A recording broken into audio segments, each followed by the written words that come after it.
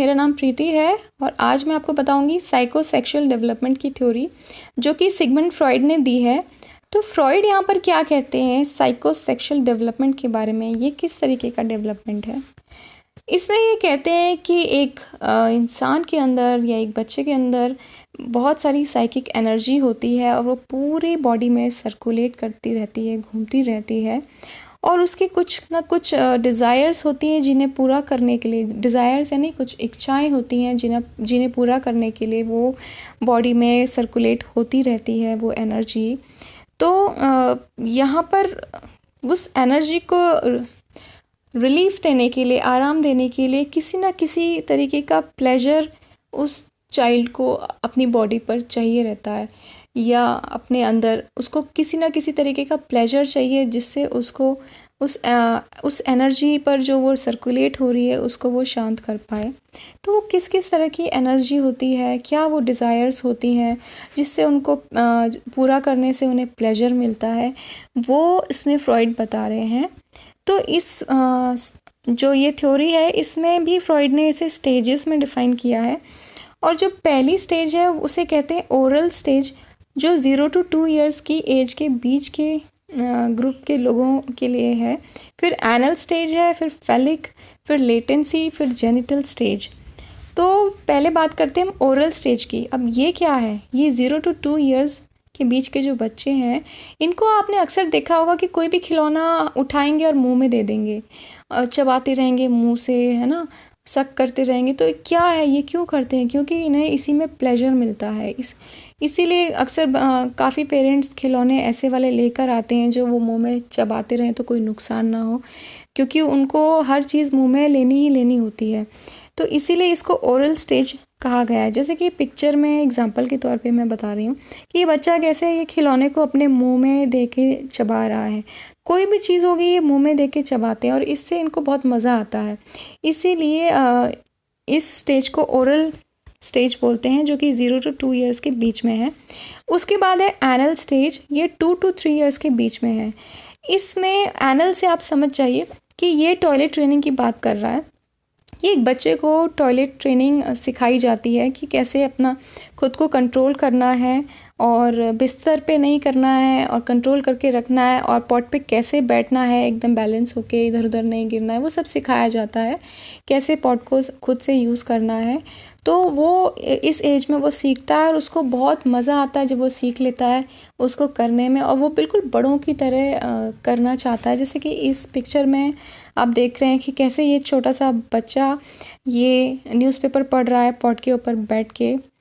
तो उसमें उसको मज़ा आता है कि मैं अब समझदार हो गया, बड़ा हो गया, मैं खुद कर सकता हूँ, इस तरह की थिंकिंग उनमें आती है और उनको बहुत मज़ा आता है ये करने में, अपने आप से बैठना और बड़े लोगों की तरह न्यूज़पेपर लेके बैठना। तो इससे उनको प्लेजर मिलता है। तो इस स्टेज को बोलते हैं एनल स्टेज।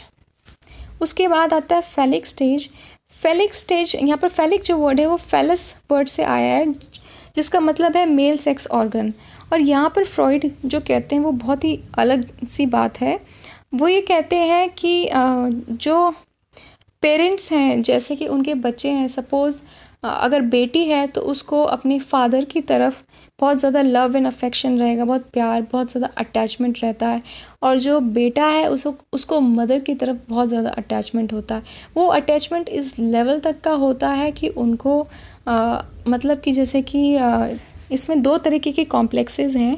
एक ईडिपस कॉम्प्लेक्स है और एक इलेक्ट्रा कॉम्प्लेक्स है। तो जो ईडिपस कॉम्प्लेक्स है उसका मतलब है जो बेटा है, लड़का, वो अपनी माँ की तरफ बहुत ज़्यादा बहुत ज़्यादा अटैच है माँ से, बहुत ज़्यादा अट्रैक्ट होता है और उसको इतना ज़्यादा अपनी माँ से लगाव होता है कि वो अपने फादर को बिल्कुल पसंद नहीं करता अपनी माँ के पास आना। ऐसा इस थ्योरी में फ्रॉइड ने बताया है। ये फ्रॉइड का मानना है कि एक बेटे को बिल्कुल पसंद नहीं कि फादर उसकी माँ के पास आए, वो बस चाहता है कि उसकी माँ सारा अटेंशन उसको दे।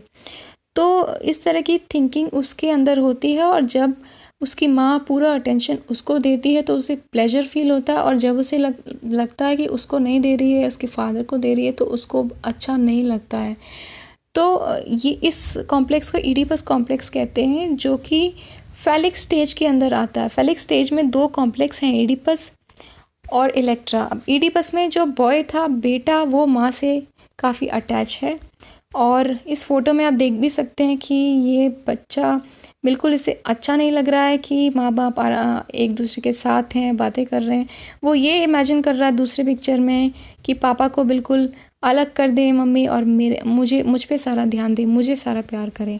इस तरह की थिंकिंग यहाँ पर एक बच्चे की होती है, जिसको ईडिपस कॉम्प्लेक्स बोलते हैं। ये फैलिक स्टेज में आती है। अभी नेक्स्ट है इलेक्ट्रा कॉम्प्लेक्स, ये भी फैलिक स्टेज में आती है। इसका मतलब यहाँ पर ये है कि जो बेटी होती है उसको बाप से काफ़ी ज़्यादा अटैचमेंट होता है अपने। वो अपने फादर से इतना ज़्यादा प्यार चाहती है कि उसको अपनी मदर का अपने फादर के पास आना बिल्कुल पसंद नहीं होता। उसके मन में ऐसे ख्याल आते हैं, जब भी उसकी माँ उसके फादर के करीब आती है तो उसको ये लगता है कि वो उसे मार दे। इस हद तक मतलब उसके अंदर ये फीलिंग जनरेट होती है और उसे सिर्फ़ और सिर्फ अपने फादर की अटेंशन चाहिए रहती है। उनसे ये सारा प्यार अपने लिए चाहिए रहता है, ना कि उसकी मदर के लिए। ऐसा फ्रॉइड कहते हैं इस थ्योरी में। उसके बाद में ये जो पिक्चर है इसमें भी आप देख रहे हैं कि बेटी अपने फादर के ज़्यादा करीब है इंस्टेड ऑफ हर मदर। अब जो दूसरी अगली जो स्टेज है वो है लेटेंसी स्टेज। ये 8 से 12 साल की उम्र के बीच के बच्चे हैं और ये यहाँ पर पिछली स्टेज जो थी उससे बिल्कुल ऑपोजिट हो जाता है। यहाँ पर लड़कियाँ लड़कियों से दोस्ती करना पसंद करती हैं और लड़के लड़कों से। यहाँ पर ऑपोजिट जेंडर एक दूसरे में बिल्कुल डिसइंटरेस्टेड हो जाते हैं। यहाँ पर सेम जेंडर के जो लोग हैं वो आपस में एक दूसरे से फ्रेंडशिप करना, साथ में रहना पसंद करते हैं। तो ये जो पिक्चर है इसमें भी आप देख रहे हैं कि लड़कियां एक साथ हैं और लड़के लड़के एक साथ। तो आपने भी शायद ये फ़ील किया हो अपने चाइल्डहुड में कि किस स्टेज पर आप अपने सिर्फ लड़कियों के साथ ही दोस्ती रखना पसंद करती थी और लड़कों के साथ नहीं। तो अब जो लास्ट स्टेज है इसमें वो है जेनिटल स्टेज। ये वो स्टेज है जहाँ पर पुरानी स्टेज में जो सेम जेंडर के साथ में उनका लगाव था वो चीज़ ख़त्म हो गई है। अभी वो सेम जेंडर भी और ऑपोजिट जेंडर के साथ भी रहना पसंद करती हैं। ऑपोजिट जेंडर की तरफ सेक्सुअली अट्रैक्ट भी होती हैं। उनके जो बॉडी में काफ़ी सारे केमिकल चेंजेस भी आते हैं, बहुत सारे फिज़िकल चेंजेस आते हैं जिन्हें वो फील करती हैं या करते हैं। और इस पिक्चर में आप देख भी सकते हैं कि लड़के लड़कियां सब एक साथ हैं यहाँ पर और काफ़ी क्लोज़ हैं। यहाँ पर ना तो ऐसी फीलिंग है कि लड़कियों से कोई एलर्जी हो लड़कियों को, ना ऐसी फीलिंग है कि लड़कों से कोई एलर्जी हो लड़कियों को। वो सारे एक साथ हैं। तो इस स्टेज को कहते हैं जेनिटल स्टेज।